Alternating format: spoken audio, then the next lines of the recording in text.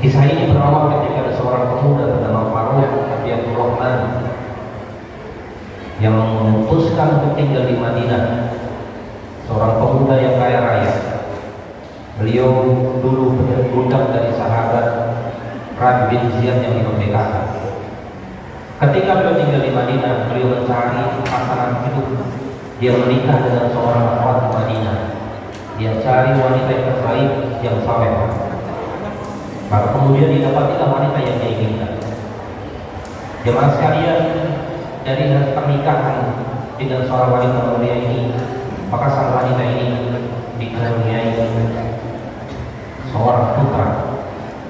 Tapi yang menarik, ketika usia kehamilan sang wanita ini 9 bulan, sang suami yang bernama Faruq datang ke masjid untuk melaksanakan sholat Jumat. Dan hari itu sang imam mengatakan, wahai sahabatku sekalian, wahai kaum muslimin, di esok hari kita semua berangkat ke suatu negeri dalam rangka berdakwah dan berjihad. Maka Faruq ini pulang kembali ke rumah kemudian menyampaikan kepada istrinya, wahai istriku, aku besok akan berangkat dalam satu tugas dakwah ke suatu negeri, dan aku titipkan kepada Allah Subhanahu wa Ta'ala. Maka kemudian sang istri dengan mantap, dengan kekuatan akidah yang luar biasa, berangkat dari suaminya. Pada hari itu dalam kondisi sang istri sedang hamil 9 bulan, menantikan detik-detik kelahiran putra pertamanya. Jemaah sekalian, akidah Faruq bin Abdurrahman berangkat. Hari berganti hari, minggu berganti minggu, bulan berganti bulan, tidak ada kabar. Ada seorang mengatakan, wahai ibu, suamimu ditahan musuh. Yang lain mengatakan, wahai ibu, suamimu telah meninggal. Sang wanita mulia ini mengatakan, kalau suamimu meninggal itu yang dia cita-citakan, di dalam ketaatan dia meninggal. Apa lima nasabnya Allah, lahirlah anak ke dunia, seorang anak yang bernama Rabi'ah. Jadi dalam kitab tersebut dituliskan wanita tersebut dengan umur Rabi'ah. Umur Rabi'ah ketika itu ditinggali uang 30.000 dinar oleh suaminya. Dia sampaikan uang ini gunakan untuk keperluan dia.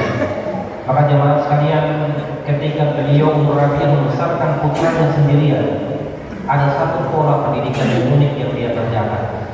Ketika beliau mendengar ada seorang alim, ada seorang ahli usul fiqh misalkan, maka didatangi guru tersebut dan sang anak dititipkan kepada guru tersebut. Ada seorang alim yang ahli dalam ilmu akidah misalkan, maka anaknya dikirim. Ada seorang guru yang ahli dalam bahasa Arab, maka anaknya dikirim di sana. Dan uang itu dihabiskan untuk keperluan pendidikan putranya yang bernama Rabi'ah. Kemudian setelah itu anak-anak tetangganya pun juga sama. Wanita mulia ini beranggapan, kalau anak saya yang saleh, sedangkan tetangga-tetangga ini tidak diperhatikan, maka lantas bagaimana nanti anak saya ke depan ketika berada di lingkungan yang tidak saleh? Maka anak-anak yang tidak mampu secara finansial semuanya disekolahkan oleh Ummu Rabi'ah bersama dengan putranya. Jemaah yang dirahmati Allah, hari berganti hari, 30 tahun kemudian, di waktu ba'da Isya, ada seorang laki datang ke negeri Madinah. Wajahnya yang kusut, bajunya yang tidak rapi. Dia ternyata mencari rumahnya yang 30 tahun lalu yang dia tinggalkan. Dia melihat setiap penjuru kota di Madinah. Beliau tidak temukan rumahnya, hingga beliau melihat ada satu rumah yang pintunya tidak asing lagi. Pintu ini seperti pintu rumah saya 30 tahun yang lalu yang tinggalkan. Maka tanpa panjang jalan, tanpa banyak berpikir, Faruq kemudian masuk ke rumah tersebut tanpa mengucapkan salam. Apa yang terjadi jemaah sekalian? Ada seorang wanita muda berteriak, wahai Rasulullah, kenapa engkau masuk ke rumah kami tanpa permisi? Suaminya pun bangun. Apa yang terjadi? Sang suami ini kemudian bergegas memegang leher Faruq, kemudian bergulat dengannya, dan kemudian memegang lehernya dan mengatakan, wahai Rasulullah, kenapa engkau masuk rumah kami tanpa permisi? Ikhwatul iman azza ya Allah, beliau mengatakan, aku bukan musuh Allah, tapi aku adalah Faruq, pemilik rumah ini. Tetangga-tetangganya tidak ada yang percaya. Dan seorang imam besar kita, Imam Malik bin Anas, pun datang ke tempat itu. Kegaduhan semakin terjadi hingga akhirnya membuat Ummu Rabi'ah bangun dari tidurnya. Ketika beliau menyalakan lampu, jemaah sekalian, beliau mengatakan, wahai anakku, lepaskan tanganmu, yang memegang lehernya itu adalah ayah andamu yang 30 tahun lalu pergi meninggalkanmu. Maka mereka berdua berpelukan. Jemaah sekalian, kemudian mereka dikumpulkan dalam satu orang sangat luar biasa, saling bercerita kenapa selama 30 tahun tidak ada kabar dan lain sebagainya. Di satu kesempatan jemaah sekalian, ketika mereka sedang asik berdiskusi dan ngobrol, sang anak bernama Rabi'ah ini minta izin ke ayah andanya dan bundanya. Wahai ayah anda, wahai bunda, izinkan aku ke masjid karena sebentar lagi waktu sholat tiba, aku mau azan. Maka sang anak ini yang bernama Rabi'ah ini yang berumur 30 tahun ini pergi ke masjid. Dan di hari itu sang ayah bertanya kepada istrinya, dan istriku, aku yakin uang yang aku tinggalkan dulu pasti masih tersisa. Hari ini aku membawa 4.000 dinar. Mari kita gabungkan uang itu, kita gunakan untuk membeli kebun kurma. Sang istri bingung menjawabnya, kenapa? Karena uangnya telah habis semuanya. Hingga kemudian sang istri mengatakan, uang yang kau titipkan kepadaku, aku simpan di tempat yang terbaik dan suatu saat akan kembali kepada kita. Sang istri tidak ingin diperpanjang kalimatnya, maka mengatakan, wahai suamiku, tidakkah kau ingin ke masjid? Karena anak kita sudah dari tadi berangkat ke masjid berazan. Maka Faruk kemudian bergegas ke masjid jemaah sekalian. Dan betul ternyata di masjid telah selesai sholatnya. Beliau melaksanakan sholat sendirian. Setelah sholat selesai, beliau kemudian berkunjung makan baginda Nabi Sallallahu Alaihi Wasallam. Dan sepulangnya dari berjalan makan Nabi Sallallahu Alaihi Wasallam, beliau melihat satu fenomena yang belum pernah dia lihat, yakni masjid yang penuh dengan lautan manusia. Ternyata di dalam masjid ada satu majelis ilmu. Akhirnya beliau duduk dan ternyata mendapatkan tempat duduk paling depan. Beliau tidak mampu menatap wajah sang syekh, sang imam, sang pemberi hukum, sang pemberi pengajian, sang pemberi ilmu, mungkin dalam terminologi bahasa kita. Dia tidak bisa melihat wajahnya karena tertutup dengan sorban di atas kepalanya. Beliau bertanya kepada teman di sampingnya, wahai saudaraku, bolehkah aku tahu siapa nama imam ini, siapa nama ulama ini? Aku berdoa agar anakku biar bisa belajar dengan dia. Maka orang di sampingnya tersenyum dan mengatakan, wahai bapak, anda bukan orang Madinah. Saya orang Madinah, bukan. Kami orang Madinah kenal dengan beliau semuanya. Beliau itu orang paling dermawan di negeri kami. Kami kalau mendapati satu hal yang tidak mampu kami cerna, maka kami bertanya kepada beliau. Siapa nama beliau? Kata Faruk. Nama beliau Rabi'ah. Bergoncanglah hati Faruk, kok namanya sama dengan nama anak saya. Siapa nama bapaknya? Nama bapaknya Faruk Abu Abdurrahman yang telah meninggal 30 tahun yang lalu. Ada beliau di samping. Wahai Tuhan, betul kan itu Rabi'ah? Betul. Dan kami memanggilnya Imam Rabi'ah Ra'i. Dan tahukah ada sesuatu di hadapan kita, lihatlah. Ada seorang sahabat, seorang tabi'in, imamnya tabi'in, Imam Abu Hanifah, Imam Malik bin Anas, Imam Sufyan Ats-Tsauri, Imam Abdurrahman Al-Auza'i. Ini ulama-ulama besar kami semua menimba ilmu kepada beliau meskipun usianya masih muda.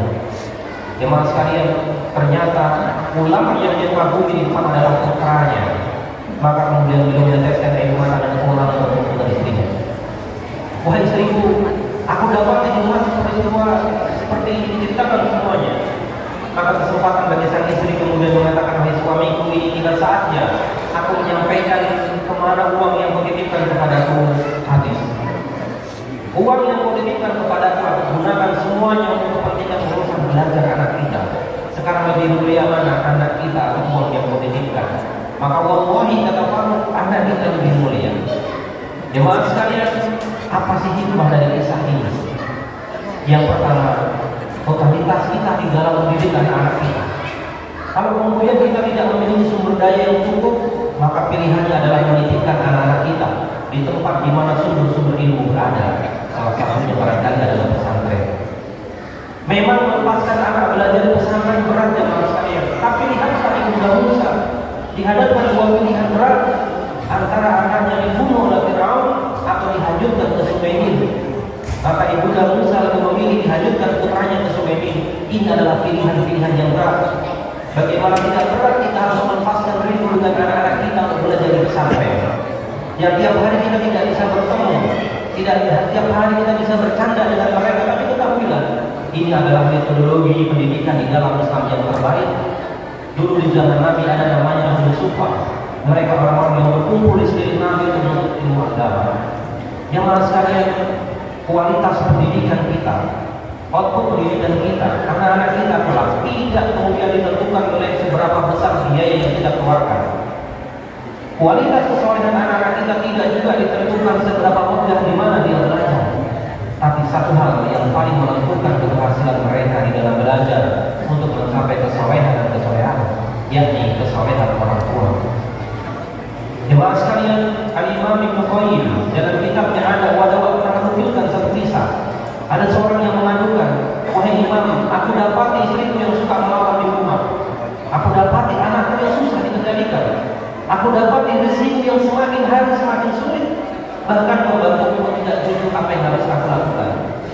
Dituliskan Imam Ibnu Qayyim, perbaikilah hubunganmu dengan Allah Subhanahu wa taala, bertobatlah. Karena berarti Tuhan siapa yang melakukan akan berdampak pada keluargamu, duniamu dan lain sebagainya. Jemaah sekalian, hari ini di tempat ini kita mengisahkan Imam Rabi'ah Ar-Ra'i. Kita berdoa semoga 10 tahun yang akan datang yang menjadi khatib di tempat ini adalah putra-putra kita. Suatu saat nanti yang menjadi imam di masjid yang mengkaitkan adalah putra-putra kita. Pernahkah kita berdoa, ya Rabb, suatu saat ingin sekali sholat jamaah yang imam anak saya, ya Allah. Pengen sekali suatu saat, ya Allah, aku pengen ketika menjadi wafat anakku yang membaca Quran di samping telinga. Pernahkah kita berdoa? Jemaah sekalian, tidak usah kita lakukan, tidak usah kita khawatirkan di masa depan anak-anak kita.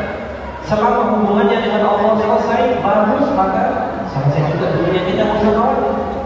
La ta'budu illa Allah wa bil walidayni ihsana wa dhil qurba wal yatama wal masakin wa qul nasi husna. Semua orang tua mengharapkan anaknya berbakti kepadanya, semua menginginkan. Tapi apakah kemudian dengan semudah membalikkan telapak tangan? Tidak. Dalam ayat ini dalam surat Al-Baqarah 83 dijelaskan perintah mentauhidkan Allah baru diikuti perintah untuk berbuat baik kepada orang tua. Tidak mungkin kita dapati seorang anak yang berbakti kepada kita selama membesarnya akidahnya belum ilmu akidahnya masih berantakan, sholatnya masih 5 waktu juga tidak terpenuhi, ngaji masih dioyak-oyak, kemudian sholat juga harus kita lagi. Lantas bagaimana? Satu kuncinya, akidah mereka harus kita luruskan. Di mana tempat meluruskan akidah? Cari guru-guru terbaik untuk anak-anak kita. Tidak usah kemudian kita khawatirkan rezeki dari mana, uang dari mana untuk urusan belajar anak kita. Allah yang menjamin. Barang siapa yang berjihad bersungguh-sungguh mencari keridhaan Allah, Allah tunjukkan jalan-jalan kemudahan baginya.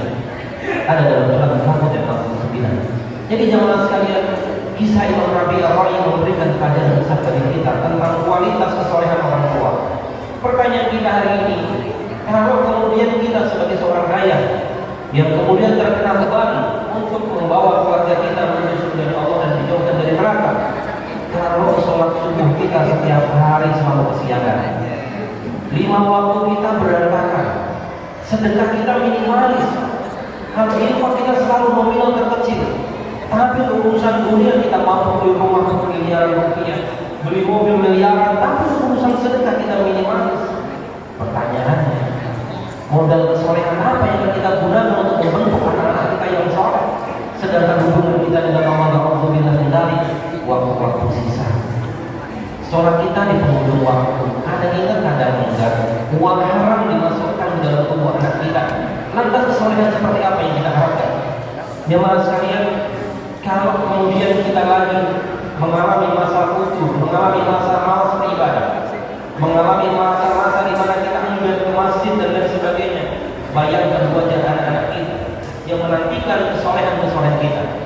Nabi Shallallahu Alaihi Wasallam menyampaikan dalam hadis Arba'in An-Nawawiyah di hadis 19 ketika Nabi memberikan nasihat kepada Abdullah bin Abbas, "Ikhfadillah yahfazka," jagalah Allah, Allah akan menjaga. Kemudian Imam Ibnu Rajab dalam memberikan syarah hadis ini dalam kitab Jami'ul Ulum wal Hikam, beliau menjelaskan makna menjaga Allah dalam dengan satu, kita menjaga sholat kita. Maka barang siapa yang menjaga sholatnya, dia teratur dalam sholatnya, maka teratur hidupnya. Tapi barang siapa yang berantakan dalam sholatnya, sholat tidak dijadikan prioritas dalam kehidupannya, maka bersiap-siaplah hari kita tidak akan baik-baik saja. Yang kedua adalah seorang yang melakukan berbagai amal ketaatan kepada Allah Subhanahu wa taala. Bapak-bapak Jumatan di tempat ini ikhlas karena Allah, bukan hanya kita yang mendapatkan pahala, tapi apa?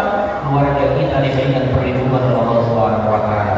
Anak-anak kita kuliah dimanapun mereka berada, kita tidak khawatir. Selama apa? Selama kemudian kita meningkatkan kualitas ibadah kita. Kita mohon kepada Allah yang menjaga hati anak-anak kita untuk menjaga akhlak diri kita dimanapun kita berada. Jemaah sekalian, kesolehan orang tua sangat menentukan kesolehan anak-anaknya.